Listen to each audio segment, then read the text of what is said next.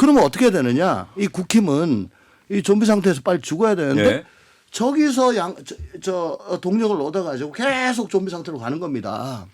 그래서 저기 대기실에서 우리 조홍철 예. 형님하고 이야기를 나눌 때 체포영장 집행에서 수갑까지 채우는 저 정말 상상 불가의 과도한 행동을 경찰서 차원에서 했을까? 그렇잖아요. 영등포경찰서에서 저런 일을 하기는 단독 결정은 어려울 거예요. 그럼 윗선에 무슨 뭐 상의를 했거나 윗선에 무슨 그래도 백업을 받아야만 가능한 일인데 그렇다면 지금 아까 말씀하신 것처럼 이준숙 방통위원장에 대한 이 정치적 서사와 탄압의 분위기를 더 키워줌으로써 국민의힘에 일정 정도의 정치적 명분을 숨통을 열어준다. 준다 이거죠. 그러면 내년 지방선거 의도했든 의도하지 않았든. 그렇죠. 결과적으로. 예. 나는 그러면 의도했다고 봐. 그러니까 안 그러면 말이 안 음모론이 돼. 나오는 거죠. 그러니까 지방선거에 내년 지방선거에 이대로 가도 국민의힘 싸워볼 만하다. 아, 국힘이 변화하고 혁신하고자 하는 동력을 아예 그렇죠. 차단시켜주는 차원에서. 그게 이제 의원님이 그건 말씀하신 음모론이네요. 음모론. 당분간 좀비 유지론이 그거예요. 당분 이미 제가 보기에는 국민의힘에서 대구시장 경선은 끝났다고 난 봅니다.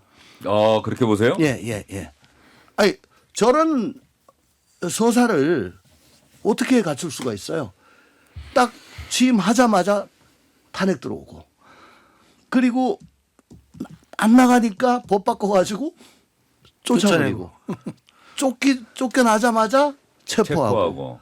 이 삼박자 이건 아무나 갖출 수가 없어요. 그러니까 이준숙 전 위원장 개인이 가진 역량과 비전 이런 것보다는 오히려 그렇게 만들어진 어떤 피해자, 희생자의 서사가 오히려 이준숙 전 위원장의 정치적 체급을 올려줄 것이다. 어마어마하게 올려주고 그러니까 지금 이재명 안티 이재명이 그래도 상대적으로 많은 대구에서는 네, 말씀드린 대로 오늘은 두 분과 함께 하도록 하겠습니다. 조응천 전 국회의원, 김근식 전 국민의힘 비전전략실장 나오셨습니다. 어서 오십시오. 안녕하세요. 예. 조응천 의원은 저하고 방송 주영진의 뉴스 직경은 처음인 것 같은데 국회의원을 당을 몇 군데에서 하신 거예요? 두 군데요. 두 군데요? 네. 어디 하셨습니까? 민주당이랑 개혁신당이랑. 민주당과 개혁신당. 네. 예. 어디 정당에서 활동하실 때가 좀 편하셨어요? 아니 뭐 둘 다 별로 안 편. 둘 다 안 편했어요. 그렇지. 항상 옳은 소리 하시는 비질이기 때문에. 그 마음이 안 편하셨다. 정치를 하는 내내 그 마음이 안 편했다는 얘기나 다름이 없어 보이네요. 점점 더 불편해지는. 예. 그런데 그럼 정치하신 거 후회하십니까? 아니면 그래도 의미가 있었다고 생각하십니까? 지금으로서는 그때 그냥 변호사나 할 걸, 아니면 식당이나 계속 할 걸, 예. 뭐 그런 생각을 가끔 합니다만은 예. 이게 그래도 녹을 먹은지라 또 아닌 거는 목소리를 내줘야지 그 밥값을 하는 거라고 생각해서 하다 보면 또 뭐 뭔 짓이냐 그런 생각이 예. 들고 그래요. 그럼에도 불구하고 정치를 아주 외면하고 살 수는 없는 네네. 그런 삶이시고. 어쨌든 지금 이런 예. 양강 구도로 양당 구도로 가면은 이건 몰락밖에는 갈 게 없기 때문에 목소리를 내는 겁니다. 우리 정치권 자체의 몰락뿐 아니라 대한민국도 몰락할 그렇습니다. 수밖에 없다. 네. 그런 위기의식을 갖고 계신 거고. 김문식 전 실장 같은 경우는 뭐 얼마 전에 전당대회도 있었습니다만 국민의힘에서 뭔가 목소리를 내려고 하는데 당원들이 김문식 전 실장을 지도부에 입성을 시켜주지 않는다. 좀 서운하지 않으세요? 뭐 지금 우리 당의 분위기가 그렇다고 하니 뭐 따를 수밖에 없죠. 그러나 서운하기도 하지만 안타까운 측면이 더 크고요. 근데 이제 우리 당이 언젠가는 정신을 차릴 거라고 보고 우리 조응천 의원님도 계시지만 항상 옳은 소리를 하면 광야에서 외로울 수도 있어요. 그러니까 그 외로움을 견뎌내야 되고. 예. 그런데 더 안타까운 것은 지금 이재명 대통령과 이 정청래의 민주당이 예. 계속 헛발질을 하니까 우리 당이 변화와 혁신의 어떤 그 동력을 찾아야 되는데 못해도 그냥 버틸만 하다. 못해도 그냥 우리가 개길만 하다 이렇게 생각하면 우리 당이 혁신할 수 있는 이 틈이 자꾸 좁아지죠. 그러면서 좀 민주당이 제발 좀 정상적으로 돌아가길 바랍니다. 예. 그러니까 저도 민당에 있을 때 예. 국민의힘 의원들 만날 때마다 제발 좀 살려주라. 그게 뭔 소리냐. 예. 니네가 좀 조금만 제대로 하면은 우리가 그렇지. 그래서 말빨리 쓰는데 맞아요. 뭐 우리가 개판을 줘도 니네가 더 해버리니까 저 국힘 저러고 있는데 너는 왜 우리한테 뭐라 그러냐고 또 뭐 그냥 윤석열 대통령 아니면 맞아요. 뭐 김건희 여사 뭐 장타 빵 때려주시는데 뭘 거기서 뭘 어떻게 할 방법이 없어요. 지금 딱 그러면 그 얘기예요. 예. 예, 국민의힘 안에서도 뭔가 옳은 이야기를 하고 싶어도 가령 민주당 쪽에서 나오는 예. 뭐 이런 것들이 더 국민들의 관심을 끌거나 그렇게 되면은 국민의힘에서는 그 옳은 소리 하는 사람들의 목소리가 더 커질 동력이 사라져버리는. 묻히게 되고 예. 오히려 우리가 뭐 적전 분열이다 예. 뭐 이런 이야기로 오히려 내부 총질이라고 욕을 먹게 되고 그러니까 그냥 적대적 공생관계로 가는 것 같아요. 아까 말씀하신 것처럼 양강 구도로 민주당의 개딸 전체주의하고 국민의힘의 이 윤어게인과 같은 이런 시대착오적인 세력들이 서로 좀 적대적으로 공생하는 게 아닌가라는 그런 의구심까지 듭니다. 저도 그 예. 조금 난 게 저 민당에서는 그 개딸하고 척져가지고는 아예 나가지를 못해요. 전당대회에. 그래도 뭐 접전을 이뤘잖아. 그러니까 아직은 나요. 감사합니다. 자, 어쨌든 추석 연휴 기간이에요. 이번 추석 연휴는 이재명 대통령 취임 후 첫 또 아주 뭐 10일 하루만 쉬면은 거의 열흘 가까이 네. 쉬는 장기간의 연휴인데 이번 추석 연휴 기간 우리 많은 사람들이 어떤 얘기를 할까? 특히 이재명 대통령의 국정 운영에 대해서 어떤 이야기들을 많이 할까? 이게 아마 궁금하고 두 분도 많은 분들 만나서 이런저런 얘기 또 들으시고 하고 계실 텐데 말이죠. 어떻습니까? 전체적으로 이재명 대통령의 지난 국정 운영, 취임 첫 해 국정 운영 어떻게 평가할 걸 생각하세요? 김근식. 이재명 대통령 관련해서는 이 추석 밥상에서 제가 여기저기 들어보니까 김현지가 제일 많이 밥상에 오르내리고요. 대통령보다도 예, 그러니까 왜냐하면 사람이 그런 데 관심이 많이 가잖아요. 그리고 가족들 모여서 이야기하다 보면 그런 이슈에 대해서는 좀 이렇게 빨려 들어가는 힘이 있어요. 그래서 김현지 부속실장에 대한 이야기가 좀 이재명 대통령한테는 저는 가장 지금 관심거리가 하나 되는 것 같고 민주당으로 치면은 이제 정청래 추미애 두 분의 이런 폭주가 이제 사법부에 대한 이제 겁박 해체 수준까지 가는 것이어서 저는 이제 민주당 내 이슈로 들어가면 이 거대 여당의 입법 폭주와 사법부 압박 요게 아마 이제 밥상머리에 많이 이야기 드리더라고요. 근데 그 부분은 좀 어렵고 굉장히 범위가 좀 크잖아요. 네. 그러니까 김현지 이야기는 훨씬 재밌죠. 예. 흥미롭고. 사람 이야기가 사실 네, 저 네, 보통 네. 사람들이 관심을 갖는 게 사람 이야기니까. 그렇죠. 예. 조홍천 의원 생각은 어떠세요? 망치칠람을 해가지고 디테일은 굉장히 강한데 그게 대세에 제한이 없는 것들이야. 뭐 예를 들어 뭐 산재라든가 예. 뭐 너무 깊게 들어가요. 자신 있다 싶은 거는 거기 뭐 강릉에 뭐 그 가뭄 났을 때 예. 그건 디테일은 굉장히 강해요. 그래서 뭐 그 윤석열 전 대통령에 비하면은 그래도 뭐 좀 안 해 하려고 하는 것 같네라고 하죠. 그렇지만 저는 권력에도 서열이 있다 이걸로 그냥 이게 말하자면은 이 SBS 방송국의 내력 기둥을 그냥 부숴버리는 거거든. 권력의 서열이 있다. 그래서 상권분립을 깨는 거고 상권분립 깨지면 대한민국 망가집니다. 근데 그거 아직도 모르지 않고 있잖아요. 거기에 터잡아가지고 민주당도 그러고 어제 며칠 전에 강훈식 그 실장도 거기에 터잡아가지고 얘기를 하고 있더라고요. 선출 권력이 위다. 그래서 국민주권 정부고. 근데 국민주권이란 게 뭔지조차도 저는 그건 틀렸다고 보기 때문에 그때 구체적인 사안에 따라 가지고 다수의 국민이 그걸 결정하는 게 국민주권이다. 그건 인민민주주의입니다. 예. 제가 생각하는 거는 헌법 제정 권력자, 헌법 개정 권력자인 국민이 큰 틀을 만들어 놓고 그 큰 틀 안에서 구체적인 일을 하라고 선출직을 대표자를 뽑아주는 겁니다. 그래서 그 사람들이 잘하면은 한 번 더 해주고 못하면 안 뽑아주는데 이 사람들은 어느 틀 안에서 헌법의 틀 안에서 일을 하라는 게 국민주권이에요. 예. 그런데 그게 아니잖아 지금. 직접 민주주의를 하겠다는 거잖아. 근데 그 직접 민주주의도 사실은 민주당의 강성 지지층이라고 하는 결집된 소수의 조직화된 주장이 마치 국민 전체의 의견인 것처럼 그렇습니다. 과대 포장되는 거예요. 네. 그러니까 이게 사실은 이제 그야말로 그 소수의 과잉 대표 현상인데 우리 당도 그렇고 민주당도 그렇고 권리당원들의 목소리가 커지고 또 우리 당도 책임당원들의 이 권리가 커지고 그러면서 이게 뭐 당원 주권하고 똑같은 이야기입니다. 예. 국민 주권하면서 국민 전체를 자기가 다 유인받아서 하는 것처럼 마치 이민민주주의처럼 재판부를 압박하는 것도 마찬가지 문제지만 당원 주권도 마찬가지예요. 당원들이 선택했으니까 정당하다? 그러면 민주당 한 80만 당원은 우리 당 40만 당원이 전체 4,400만 유권자를 이른바 대신할 수 권리당원들. 있으니까. 그럼요. 예, 예. 그건 그렇게 안 되는 거거든요. 근데 갈수록 민주당이나 우리 당이 그런 강성 당원들의 포박된 정치 방향으로만 노선으로만 가니까 이게 지금 민주주의가 사실은 민주주의의 이름으로 민주주의가 깨지고 있는 거라고 저는 생각이 들어요. 많이 그러니까 우려하는 또 전문가들도 있더라고요. 우리나라 민주주의가 근본적으로 위기 상황에 처했다고 생각이 되니까 뭐 산재가 어떻고 가뭄이 어떻고 저는 뭐 그거 다 그냥 손기술에 불과하지 뭐 크게 가치를 두지 않는 거예요. 윤석열 전 대통령 때는 수직적 당정 관계로 그냥 꼼짝을 못 했잖아. 그냥 대표고 뭐고 그냥 날리고 지금은 이상하죠.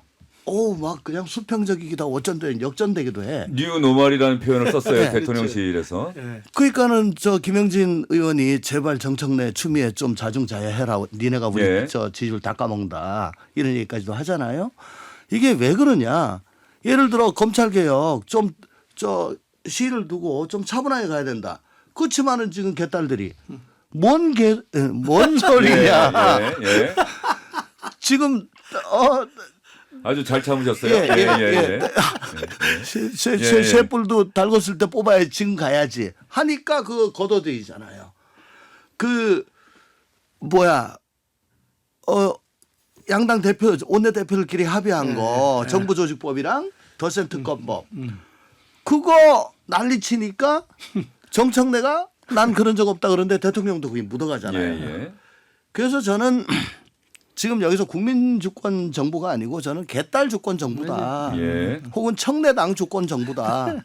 지금 개딸보다는 청래당이 더 센 것 같아요. 두 분 이야기 들어보면 전반적으로 민주당이나 국민의힘이 처한 상황 또 당 지도부가 각 당의 지도부가 움직이고 있는 모습들을 보면 비슷하다. 다 두 당 모두 강성 지지층의 목소리에 귀를 더 기울이고 뭐 중도층이나 무당층 이런 데 계신 분들의 목소리보다는 강성 지지층의 목소리에 귀를 기울이면서 가는 거다.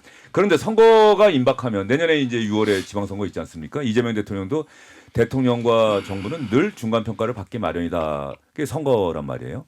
그럼 내년 6월 지방선거 임박하면은 두 당이 좀 바뀔 가능성. 선거에 들어가면 중간에 계신 분들의 그 표를 마음을 얻어야 이길 수가 있잖아요. 그 가능성 어떻게 보세요?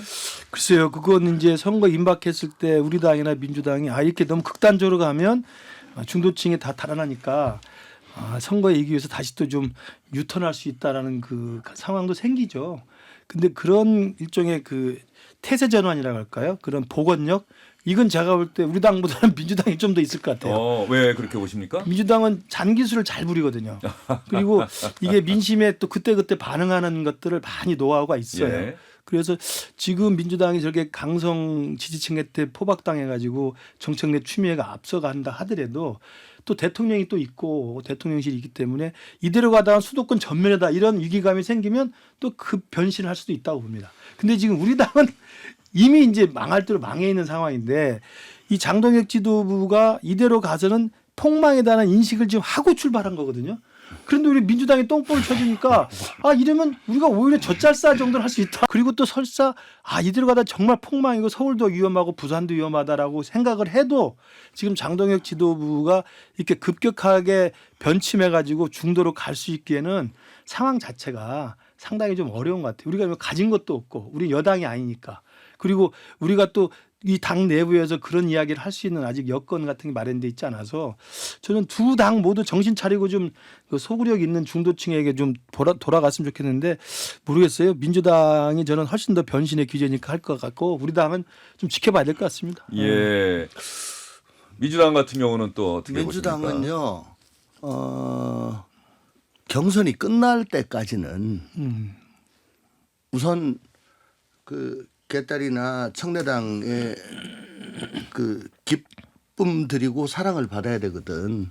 기쁨을 드린 건 뭡니까? 저 간악한 저 국힘 무리, 저 내란 세력들. 네, 내란 종식을 계속해서 외칠 것이다. 거기를 그냥 차근차근 밟고 비비고 하는 그런 걸로 해야 공천을 받을 겁니다. 그래서 그런 분들이 지금 목소리를 계속 데시벨을 높이고 있는데 이제 공천이 되고 나면은 그때는 이제 조금 달라지겠죠. 그 공천 결정 나기 전까지는 예. 아마 세게 붙은 데는 뭐 어마어마할 겁니다. 예. 예, 그러니까 그 국민들께서 그 딱 태세 전환할 때 그 직전까지 어떻게 했는지를 잘 기억을 하시고 지금 국민의힘은 예. 참 죽어야 사는 당인데 지금 좀비 상태로 계속 가고 있잖아요. 그래서 저 좀비에게 먹을 걸 던져주기 위해서 이진숙 방통위원장을 추석 연휴 하루 전날 범죄가 안 되는 것 같은데 저런 걸로 체포를 하고 수갑을 채우고 예. 해서 그림을 그려주는 게 그러면 지금 이준숙 전 위원장의 정치적 체중이 지금 어마어마하게 올라가거든요. 오히려? 그럼요. 예. 저기다 이제 이미 제가 보기에는 국민의힘에서 대구시장 경선은 끝났다고 난 봅니다. 그렇게 보세요? 예. 아니 저런 서사를 어떻게 갖출 수가 있어요? 딱 취임하자마자 탄핵 들어오고 그리고 안 나가니까 법 바꿔가지고 쫓아내고 쫓겨나자마자 체포하고.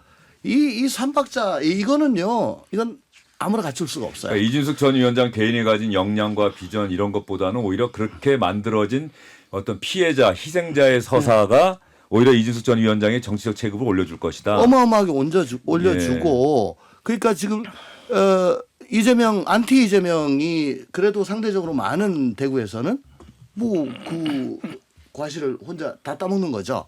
그러면 어떻게 되느냐? 이 국힘은 이 좀비 상태에서 빨리 죽어야 되는데 예. 저기서 동력을 얻어가지고 계속 좀비 상태로 가는 겁니다.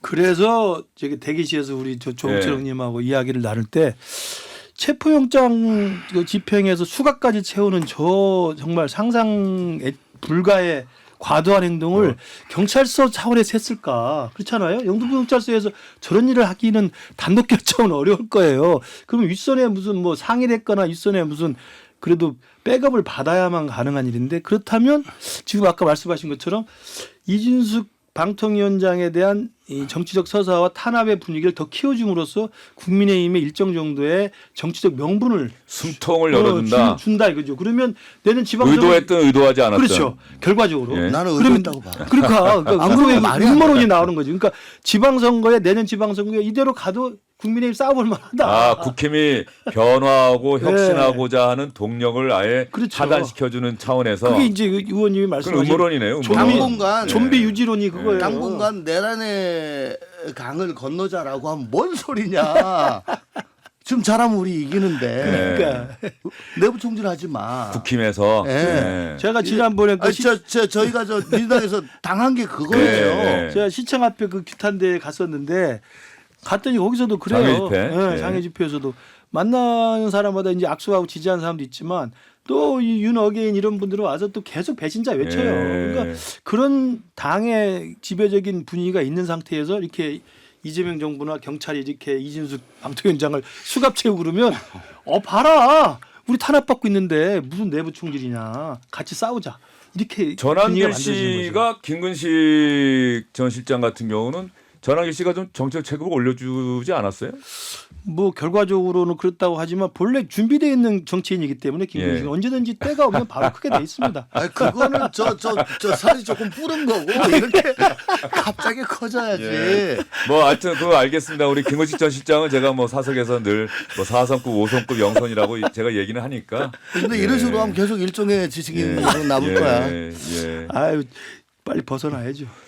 사실 조선시대 같으면 고향으로 돌아가서 그 지역에서 후학들 키워야 되는데 그 아직도 꿈을 못 버리고 언젠가는 나의 때가 올 것이다라고 하는 그것도 권토중년을 노리는 그 모습도 뭐 어떤 분들도 박수 많이 칠 거예요. 그럼요. 예. 조선시대에는 또 낙향에서 그 고향에서 제자를 키워도 예.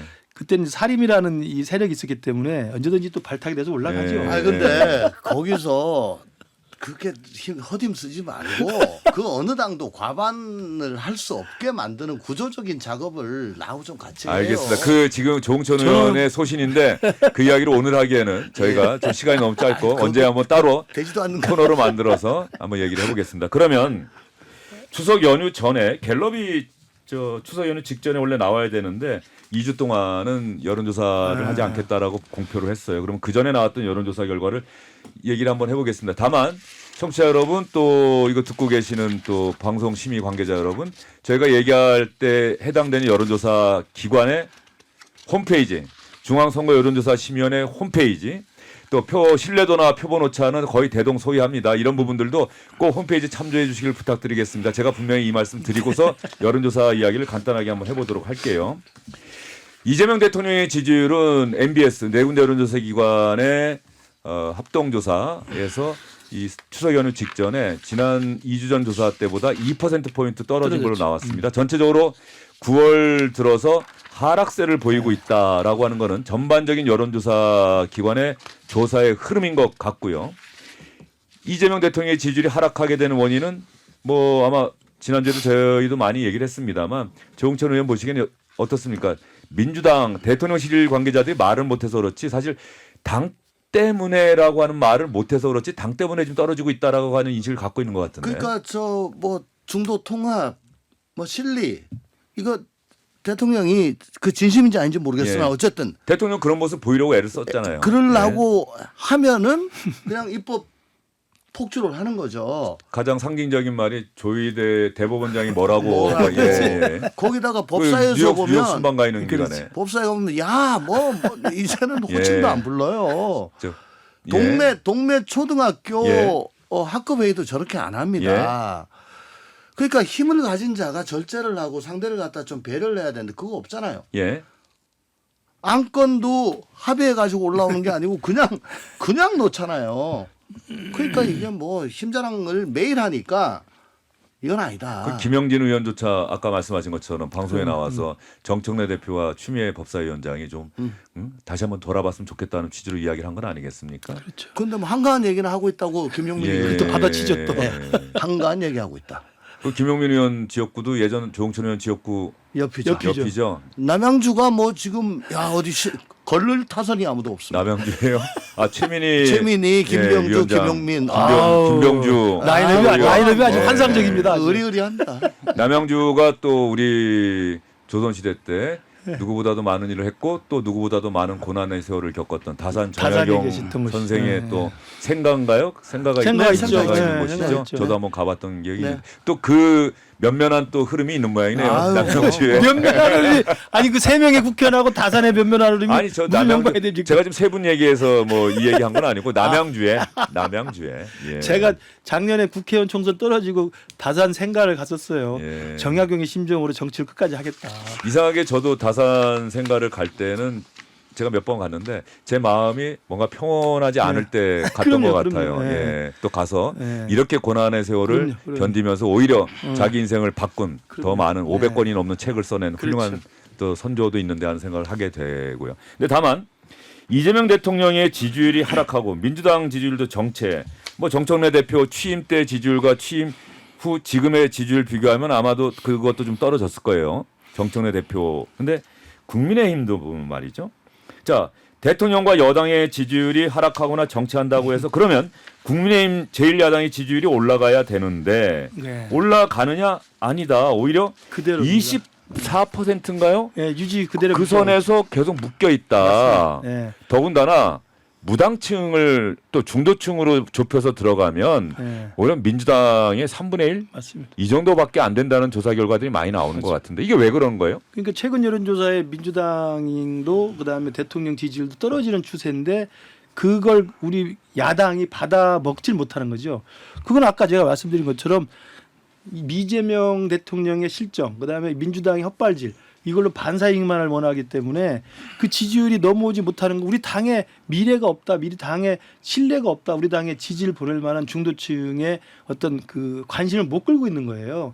저는 그런 의미에서 보면 우리 당이 지금 정체되어 있는 지지율인데도 불구하고 이재명만 비판하면 된다, 민주당하고 각을 세워 싸우기만 하면 된다고 해서 지지율이 오른다고 생각하면 저는 이건 어불성설이라고 봅니다. 우리 스스로 지지율을 끌어올 수 있는 포지티브한 우리의 변신들이 필요하다. 그게 이제 본래 혁신과 변화 이런 거였는데 그걸 지금 전혀 생각지도 않고 있고 오히려 반대 방향으로 가고 있기 때문에 야당이 그 지지율을 받아먹지 못한다고 생각을 해요.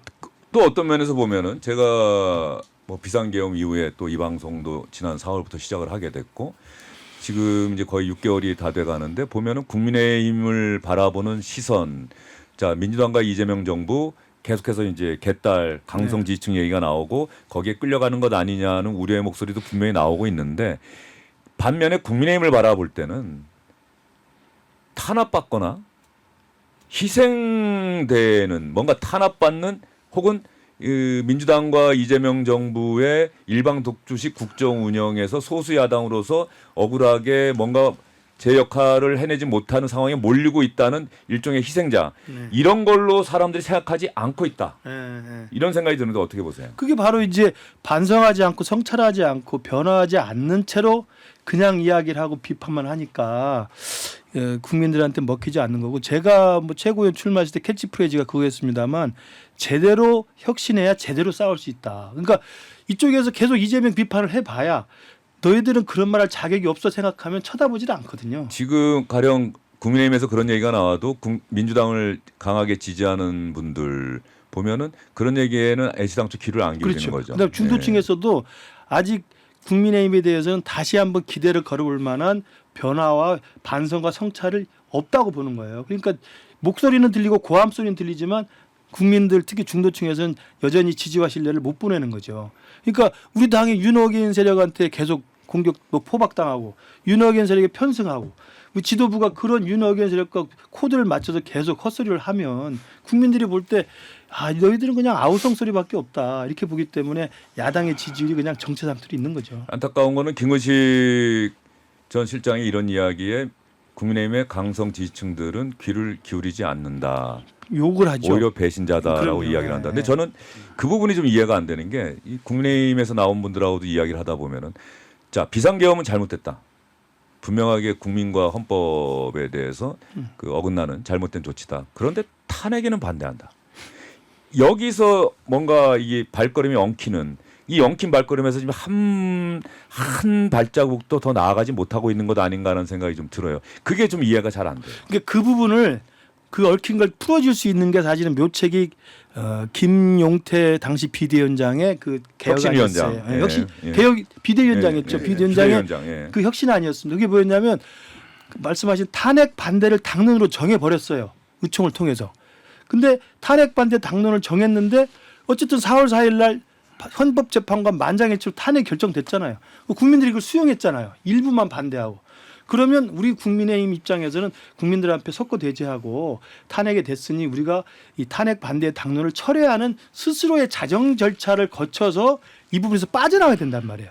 그래서 김용태 비대위원장이 탄핵 반대 당론을 다시 의총을 열어서 찬성 당론으로 변경해서 국민들 앞에 반성합시다라고 안을 냈는데 그 당시 권성동 원내대표가 이 의원총회 공지를 안 하는 거예요. 예. 그런 일이 있었잖아요. 기억납니다. 근데 이러니 그리고 나서 그냥 물러나 버렸죠. 물러나버린 거죠. 그러니까 스스로 빠져나올 구멍이나 또 그 빠져나올 그런 그 방안들이 있었음에도 불구하고 그걸 지금 거부하고 있는 거예요. 그러니까 탄핵을 그 당시엔 반대할 수 있죠.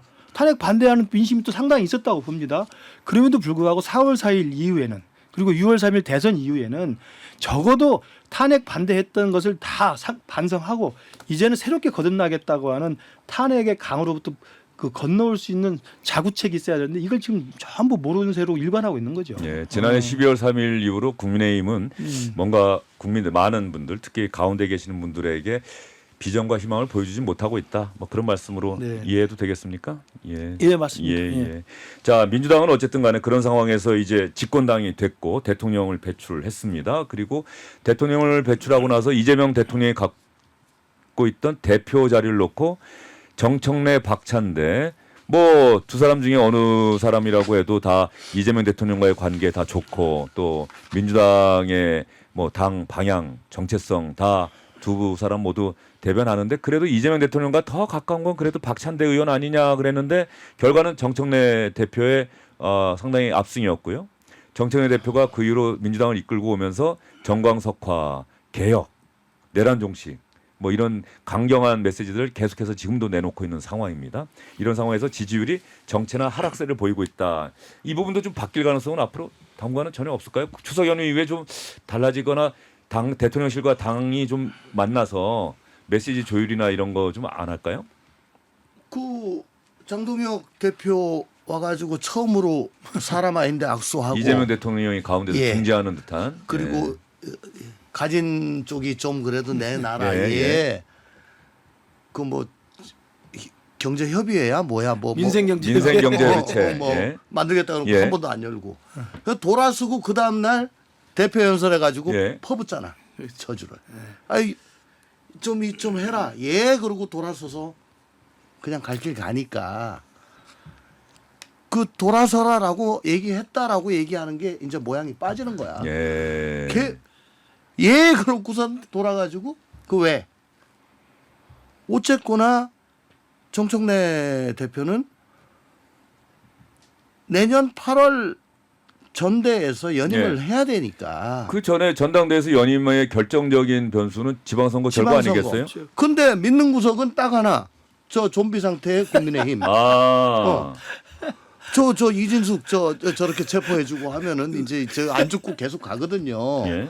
예, 저 극우정당, 수구정당으로 계속 남겨두면은 감히 뭐 중도 보수라고 자처하는 사람도 못 갑니다 거기에. 예. 그러니까 믿는 구석이 그거고요.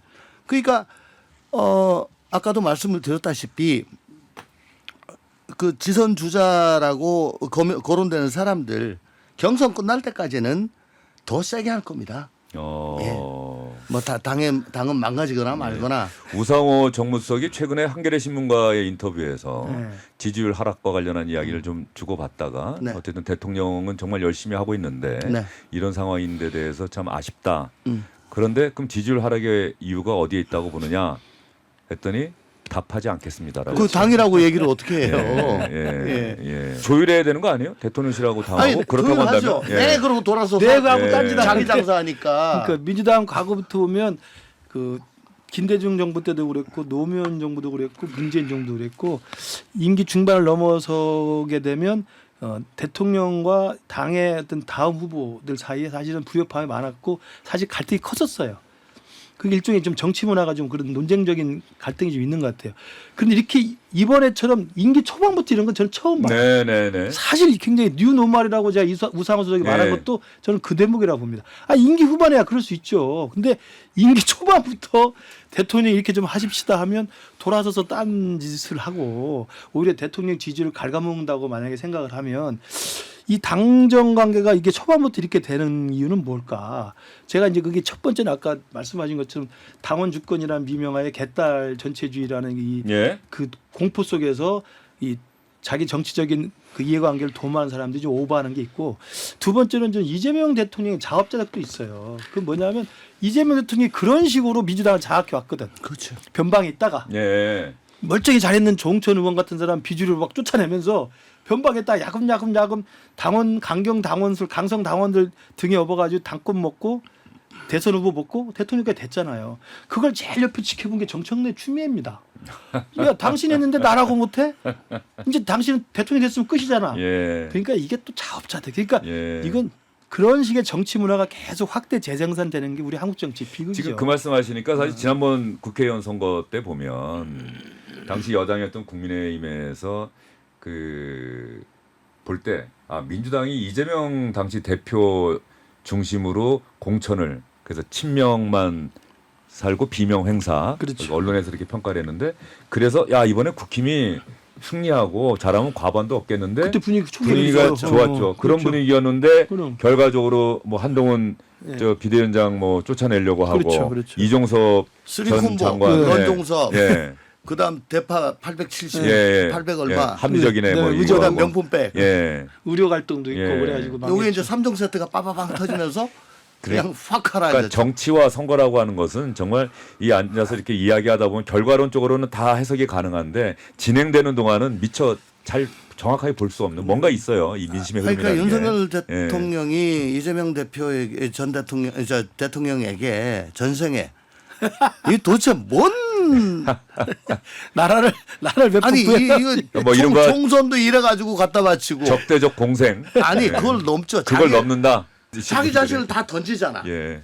던져서 예. 말도 안 되는 계엄이란 걸 해가지고 그냥 뭐 자기를 불사르잖아. 그러니까 저는 내란 특검에서 왜 12월 3일에 비상경을 선포했는지는 반드시 밝혀야 된다고 예, 생각해요. 그걸 정말 국민들이 궁금해요. 그러니까 지금 잊고 이렇게까지 있는데. 자기를 예. 희생해가면서 그 갖다 바치는 사람이 어디 있냐고. 그러니까 자, 예. 제일 저 국민의힘은 윤석열 대통령을 추앙하고 하는 게 난 이해가 안 돼. 저도 이해가 되지 않아요. 이해가 안 돼. 예. 네. 그 매일 거리에 나가서 그 시위하고 윤어게인을 외치시는 분들은 또 김근식 전 실장을 이해 못하고 있긴 하겠습니다만 그래도 대한민국에서 상식적인 분들이 어떤 생각을 하면서 국민의힘을 바라보고 윤석열 전 대통령을 생각하고 있을까를 좀 생각해야 되지 않을까 이런 생각이 제발 듭니다. 윤석열 전 네. 대통령은 이재명 대통령을 생각하는 거 반에 반 정도만 국민의힘을 좀 생각해 줬으면 좋겠어요. 알겠습니다. 저희가 지금이 추석 연휴인데 사실은 다음 명절이 설 연휴 아니겠습니까? 그러면 그 설 연휴까지 가기 전에 이미 정기국회가 마무리될 때쯤이면은 아마 정치권은 지방선거 전국으로 바뀔 거예요. 이제 출마하겠다는 사람들도 나올 거고, 뭐 박주민 의원 같은 경우는 벌써부터 서울시장 네. 선거에 나서겠다고 선언을 했는데 지금 한번 얘기를 한번 그 얘기가 좀 궁금해요. 민주당이 아무래도 여당이다 보니까 그런 이야기가 많이 나오는데 자 서울시장이 누굴 내보내지? 왜냐하면 지금 현재 민주당이 현역 단체장이 아닌 곳. 이 자리는 경쟁자들이 많을 수밖에 없는 거죠. 근데 이 얘기가 나오는 게 김민석 총리 국무총리지만 지금의 민주당 정부는 국무총리 누구를 지명해도 다수 의석이기 때문에 국무총리로 임명하는데 별 문제가 없다. 소수 여당일 경우에는 그게 문제가 크죠. 임명 동의안을 통과해야 되니까. 그래서 김민석 총리가 좀 짧게 하고 나오는 것 아니냐 이런 얘기가 좀 있는 것 같은데 여기에 또 강훈식 비서실장이 뭐 원래 지역구가 충남이긴 하지만 또 충분히 정치적 체급도 커졌으니 서울시장으로 어때 하는 얘기가 제가 만난 민주당 사람들도 그런 얘기를 하던데 뭐 강훈식 비서실장의 가능성은 어떻게 보세요? 글쎄 모르겠습니다. 예. 강훈식 실장의 내공이 뭐 저 정말 난 좋아하고 친하거든요. 그리고 스마트하고 사람 마음도 따뜻하고 하는데 김현지 나오라니까 아이 강훈식이 나가서 다 한다는데 왜 그 김현지를 나오라 그래. 거기서 저는 체중이 쑥 빠졌다고 봅니다. 저 실세는 자기라고 자기 입으로 얘기를 했잖아요. 아니 그러니까 아니 저 사장이 예. 대개 보면 사장 나오라 그러면 상무가 예. 나가서 할게요. 예, 그런데 예. 상무 나오라 그러는데 사장이 얘기한다는. 아... 그러니까 상무보다 좀 빠지는 급으로 지금 예, 돼버린 거죠. 예. 그게 데미지가 될 거다. 알겠습니다.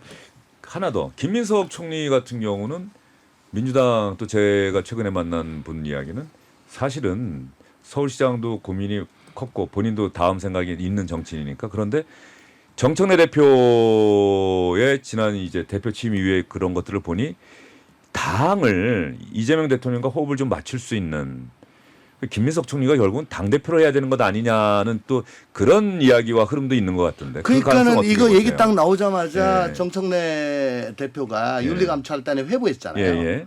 저는 양수겸장이라고 보고 그 가능성 예, 견제 포석도 있다. 을 저하는 거다라고 봐요. 알겠습니다.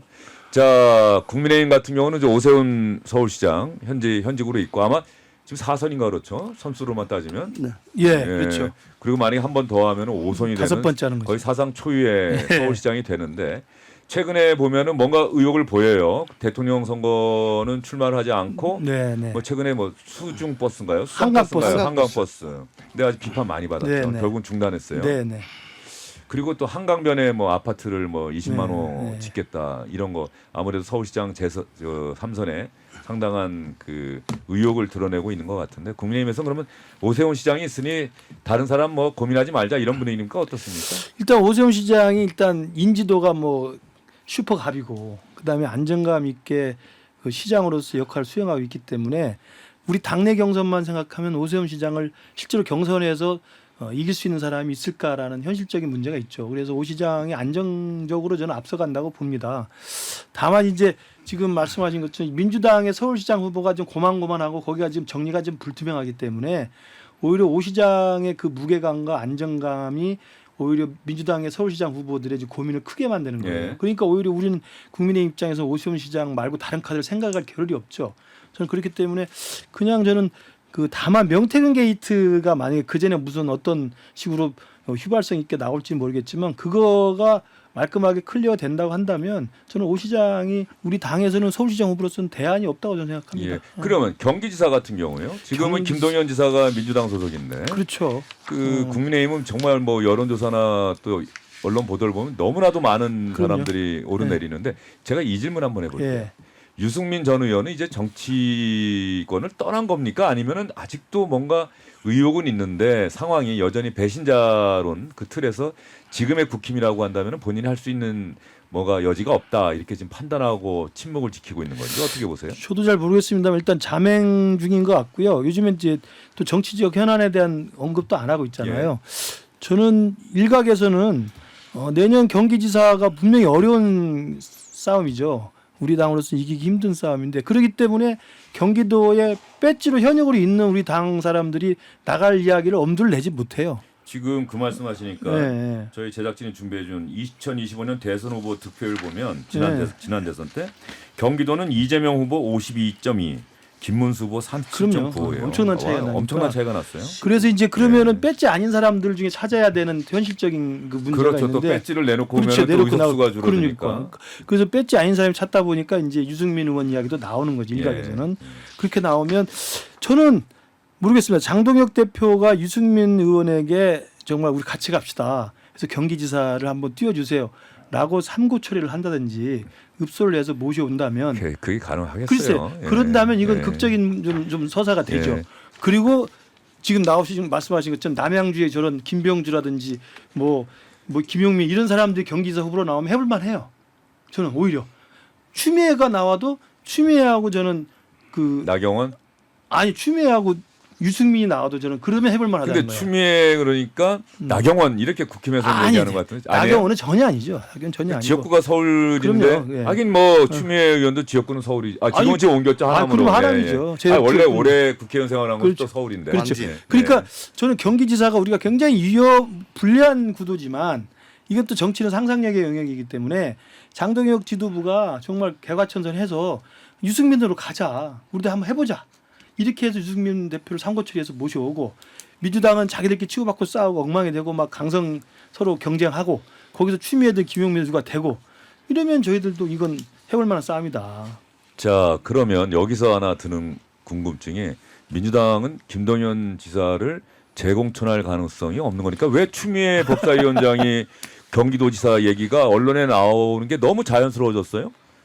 그러니까 지금 김동연 지사는 공천되지 않는 걸 기정사실화하고 기정사실화하고 있는 제가 갑자기 그런 생각이 좀 들더라고요. 예, 현직 지사가 있는데 그러니까 김동연 지사는 저 어차피 안 될 거니까 나 어때? 그러니까 강성 지지층들이 그쵸. 김동연 지사가 이재명 대통령을 그렇게 돕지 않았다. 뭐 이런 혹은 생각을 갖고 있는 그렇죠. 건가요? 예. 대선 이때나 뭐 이럴 때. 예. 혹시 이재명 대통령 그 선거법 막 파기환송되고 그러니까 그때 한번 다음에 그럼 내가 하는 건가? 뭐 이런 움직임을 보였다. 뭐 이런 의심을 갖고 뭐 그런 있는 것도 건가요? 있고요. 어쨌거나 뭐 추미애나 정청래처럼 자기들 뻥 뚫어주고 시원하게 안 해주잖아요. 그러니까 수박이죠. 예. 네.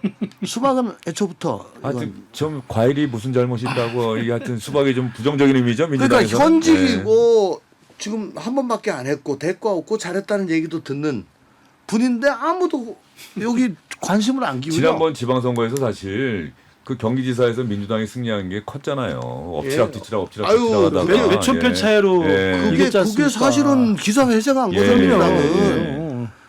그때 유승민 후보로 나왔으면 나왔으면 졌죠. 뭐 뒤집어졌을 거다는 얘기가 있을 정도로 아주 경험이 심했는데 그거 국민의힘 공천 과정도 나중에 아마 다 드러날 거예요. 그럼요. 예. 그것도 사실은 유승민 후보가 출마를 선언했는데 당시 그 어. 대변인인가 했던 김은혜 후보를 꽂느라고 뭐 그 뒤에 다 알려진 거 아닙니까? 예. 그러니까 이 공천 안 될 때를 대비해서 조국당이랑 지금 뭐 어떻게 놓고 하는 건가? 뭐 이런 얘기도 나와요. 예.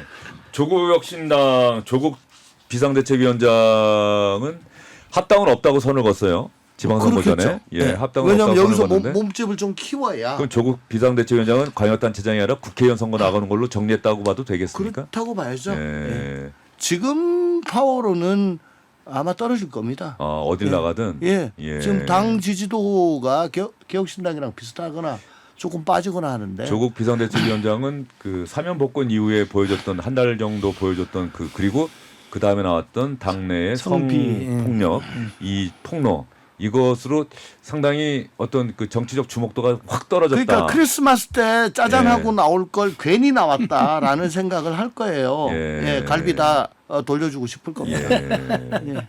그리고 전체적으로 뭐 전체 그런데 내년 지방선거는 그러면 결과가 어느 정도 돼야 각 당이 이 정도면은 무승부 뭐 대표 입장에서는 이 정도면 내가 사퇴 안 하고 다시 또 갈 수 있어라고 얘기할까요? 지금 현재 일각에서는 이재명 대통령이 민주당 정부가 15대 2까지 막 꿈꾸고 있는 건 아니냐. 대구 경북을 제외하고 한번 이겨볼까? 지금으로서는 힘들 것 같고 예. 저는 모르겠습니다. 국힘은 서울, 강원에 예. 영남 5개 하면 7개죠. 7개 하면은 선방이다. 그 그 정도 정도면 생각하지 않나요? 선방이죠. 대구, 경북, 부산, 경남, 울산 네, 5개. 네, 네. 그다음에 강원도, 서울, 강원. 서울 7개면 아니, 선방한 그러면 거죠. 뭐 이게 17군데니까. 네, 선방한 거죠. 뭐 그 정도 생각할 것 같은데요. 그러니까 지금 민주당이 앞으로 얼마나 더 헛발질할지 이제 두고 봐야 되는데 그다음에 이제 그 전제 조건이 우리 당이 연말 연초에 그래도 한번 변화를 할 수 있는 어떤 동력을 마련할지 못할지 그것도 하나 변수로 남아 있고 그걸 전제로 해놓고 본다면 내년 지방선거 민주당이 싹쓸이 할 거라고 생각하면 제가 볼 때 오만한 생각이고요. 특히 서울시장은 쉽지가 않을 거예요 민주당이 오세훈이라는 개인기가 또 있기 때문에 그래서 저는 서울 부산은 민주당이 노력은 하겠지만 탈환하기가 쉽지 않을 쉽지 거다. 않다. 그래서 서울 부산은 그대로 가져간다고 한다면 말씀하신 부울경하고 대구 울산 경남하고 대구 경북이 있지 않습니까? 예. 그럼 벌써 6개가 되는 예. 거죠. 강원은 제가 잘 모르겠습니다만은. 예. 우상호 정무수석이 뭐 강원지사 네. 출마를 이미 예고를 한 상황인데 그러니까 예. 그래서 지난번 대선 때도 강원도에서도 김문수 후보가 더 많이 얻었대요. 한 맞아요. 3% 포인트 정도. 맞아요. 예. 그러니까 저는 내년 지방선거에 민주당은 지금 뭐 그냥 기세 몰아가지고 뭐 세상을 다 얻은 것처럼 하지만 민심을 그렇게 호락호락하지 않기 때문에 저는 까봐야 한다고 생각하고 2017년도에 문재인 대통령이 탄핵으로 당선이 되고 조금 가까이 오시죠. 예. 예. 2018년에 예. 지방선거 있었잖아요. 지방선거 전날 싱가포르 회동이 있었고요. 그때 뭐 정말 대구 경북 빼놓고는 다 날아갔죠. 그래서 부울경도 다 날아갔죠. 예. 그죠? 그러니까 그때를 다시 재현하고자 하는 건데 우선 남북 관계나 국제 관계가 그때하고는 비교가 안 될 정도로 예. 지금 힘들고요. 예.